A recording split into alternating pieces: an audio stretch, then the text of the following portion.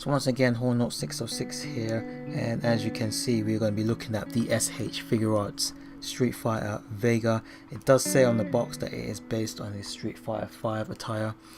I guess they based it around one of his alternate attires, because his main attire looks a bit different. He's got a shirt on, his hair is more blondish, whereas here is more brownish, which is, I think, is more traditional color, I think.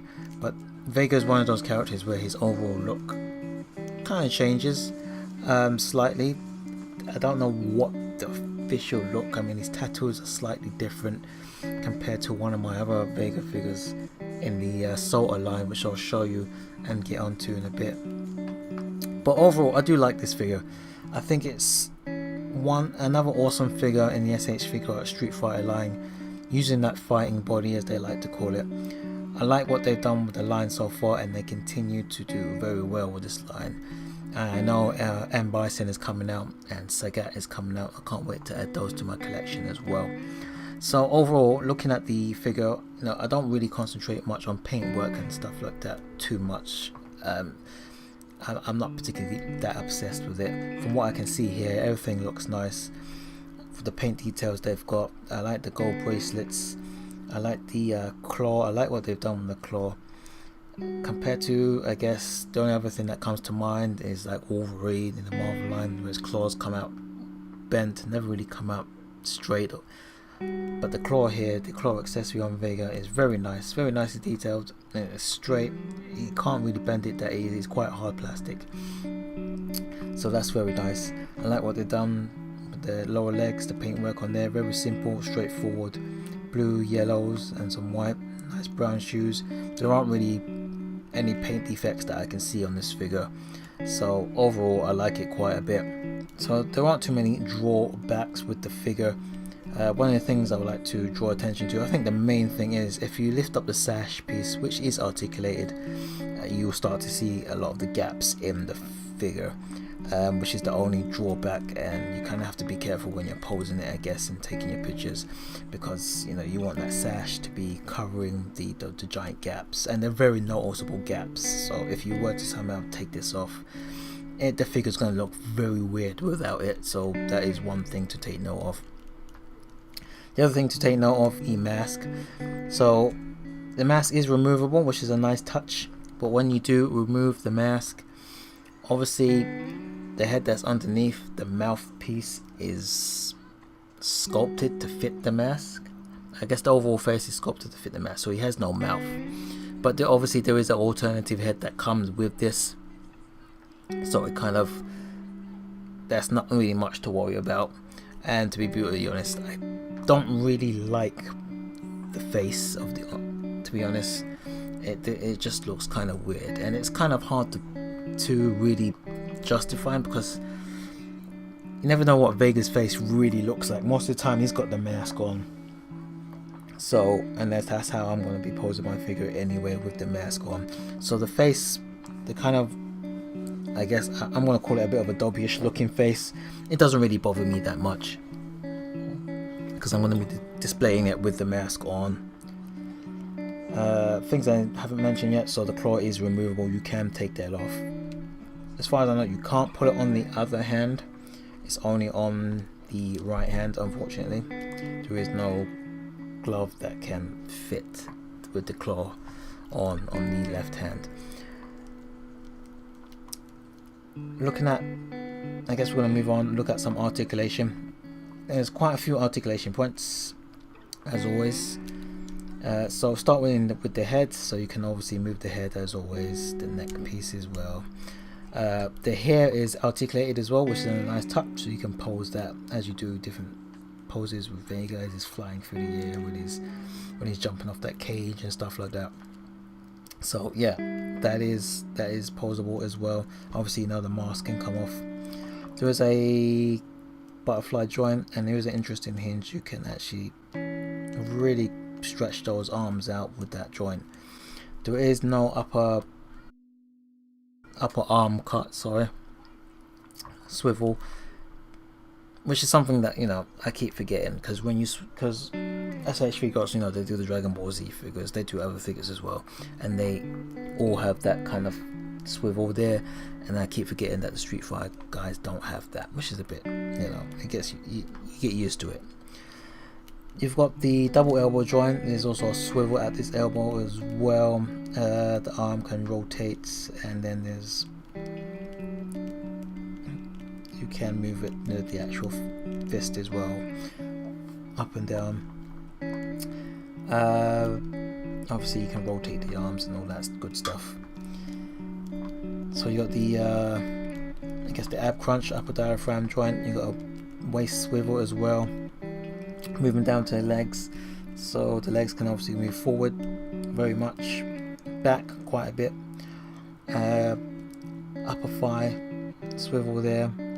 The knee joint is interesting. It's not a double knee joint, it's like one connected joint, and it's actually quite flexible. You can bend that knee quite far, so that's actually quite nice.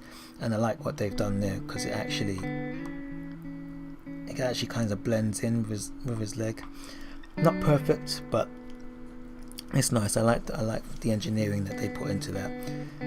Moving down, obviously you've got the ball joint on the foot there. You can also move it forwards and backwards. Toe articulation, and you got the ankle pivot on there as well. This is actually the second Vega I have in my collection. The first was done by Salter Toys, I think a very long time ago now, many years, probably over 10 years now. And it's no slouch. It stands up even today. It still stands up.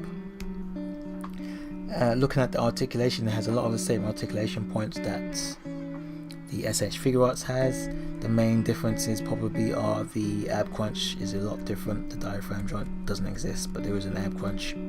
There is no butterfly joint here, but there is an arm swivel. There's no articulation in the sash or the hair, but they are made of soft rubber, and they have double knee joints. The only thing I don't like on these Salter Toys is this kind of where the leg, up top of the leg joint here. I don't like these ball pegs. I think they just stand out and make the figure just look kind of odd. I do find that makes them look kind of odd, and I don't really like that. It obviously does come with a claw accessory as well. It is removable, and the claw is actually on the other side, and this was one of the things I was talking about when it comes to the Vegas. Have the way that they've made Vega look is very different. So this Vega, I'll say, is based off his Street Fighter 2 lock, the Salter Toys one, and I'm going to assume it's when he's standing on the right side. That's why the claw is on the left, along with the arm bracelets, and why the Street Fighter 5 Vega is more if he was standing on the left side. So that's an interesting thing to take note of. So in terms of accessories, the Salter Toys one also does come with an alternative head. The mask is not removable, but it does come with an alternative head. He did come with a rose, but I can't find my rose. I wish the Street Fighter 5 one would come with a rose. I kind of find that's a signature, along with the claw and the mask. I find that a bit of a signature thing with Vega, the rose. Two other accessories that the S.H.Figuarts Vega does come with is one, the cage accessory, and a carded backdrop, which is all the other S.H.Figuarts Street Fighter characters have come with so far, and Vega's no different. In terms of the cage, it is two small pieces fit together. It is a bit small, so you are kind of limited to what you can do with that. And the card backdrop, you either love it or you hate it. The card backdrop I've never been a fan of. They kind of flop over, fall down, but it is what it is. I don't think I'll be using the cage accessory much for posing Vega on it, but I might use it in other creative ways. Doesn't really come with much else, but neither did the S.H.Figuarts one. The only other thing is alternative hands, which the S.H.Figuarts also came with alternative hands as well. So when compared to the when standing next to the S.H.Figuarts Vega, surprisingly the Salter Toys is taller, which is interesting. I've always seen Vega as a tall character, and you don't realize how much shorter Vega is, the S.H.Figuarts Vega is, until you pose it next to or stand it next to the Salt of Toys version of Vega. So S.H.Figuarts is a bit bulkier, a bit shorter, a bit bulkier, whereas the Salt of Toys is slender and taller, which depending on the look that they're going for, I would say yes. In, you know, Street Fighter 2, he did look slender and taller, whereas I find he does look a bit bulkier in the Street Fighter 5 look. So they are two great figures for the time. The Salt of Toys, you can put on some really great poses with that as well, because of the range of articulation. It is definitely a figure that was, I would say, beyond its, far beyond its time. It still stands up today.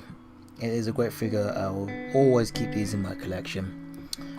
I might do some other reviews on the Salt of Toys, or do some more comparisons with the Salt of Toys, but that was just a quick comparison.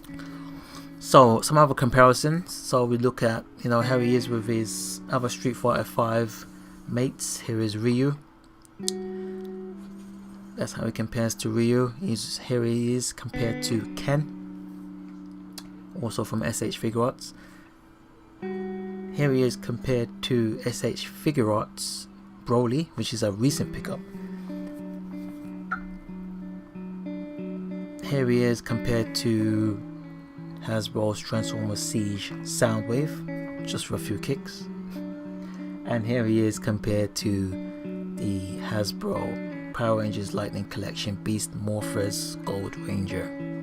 So yeah, I find that this is an excellent figure. As I said before, there's not much else I'm going to talk about. It's a great figure. It's well worth the pickup, especially if you are collecting these Street Fighter figures. It is well worth the pickup. There are more coming along. The line is definitely not dead. It is still going on. We are getting Bison. We are getting Sagat. I hope we get a Balrog. I hope we get at least the original, Street Fighter 2 characters. If they ever do choose to stop doing it, at least give us that original Street Fighter 2 characters. But I can't wait for Bison and Sagat. Vega, excellent character. I love posing him. I love taking the pictures. For those who are very creative, you probably figure out lots of creative poses. I'm still trying to find my way, with poses and stuff like that. But that's all I got to say on that. Thanks for watching, and I hope to join you for another video. Thank you and goodbye.